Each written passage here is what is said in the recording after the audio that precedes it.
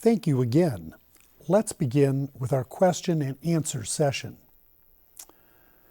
My first question is, Dr. Spitzberg, there is the perception that big data in its strategic use is a concept useful only for large companies and organizations. What is your view? Large institutions have some natural advantages in benefiting from big data. They produce much of such data and therefore have control over how such data are structured. They also have institutional resources to assign staff, software, or consultants for such analyses. But individuals are likely to benefit from big data in managing their personal health, their own homes, their own transportation, and their own career trajectories. Thank you. Now, you explained eloquently how the concept of paying attention represents one of the most important facets of big data. Are certain cultures around the world more effective with certain forms of attention and thus more alert and better decision makers? A good question. There is an issue of working between micro and macro levels of attention.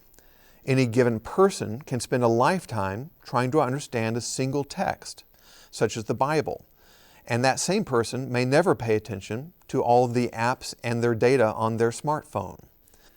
We don't have much data on cultural spans of attention, but there are reasons to expect that low-context cultures may be more attentive to the meaning of data compared to high-tech context cultures that may provide more attention to the contextual frame and relationship context of such data, such as where it came from and what it is collected for.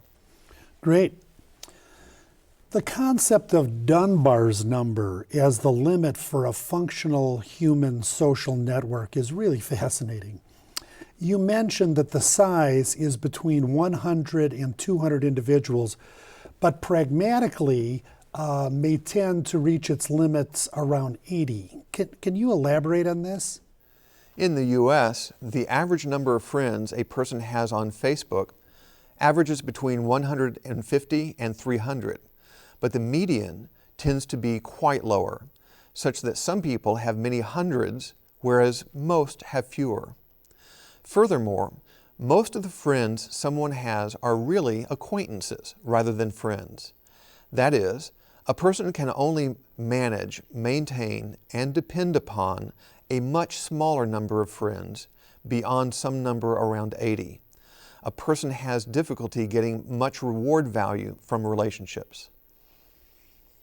Indeed, there is some evidence that beyond a certain number, the time and potential complications involved in having too many relationships makes the excess relationships more trouble than they are worth.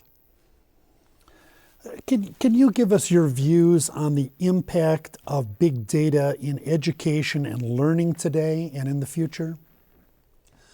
When a student turns in a paper in one of my classes, their paper is compared through specialized software to 6 million other papers to check plagiarism.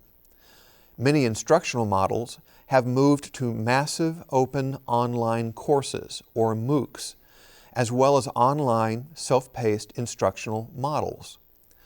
Many other classes are moving toward inverted and hybrid models of instruction in which students engage in as much peer and team-based instruction as the professor provides in their instructor role. Finally, big data include the entire World Wide Web and Internet, which has substantially democratized the availability of information in the role of education. Thanks. One last question. It is amazing to learn that the digital universe is doubling in size every 2 years, and that we are still in the early days of the big data revolution. Will this information explosion continue into the coming years? All indications are that these trends will continue. The big challenge of big data is not the amount or access to information. The problem is organizing it for the uses to which we need to put it. Our needs should be served by our data rather than defined by such data. thank you, Dr. Spitzberg, for your excellent questions and responses, but we've run out of time.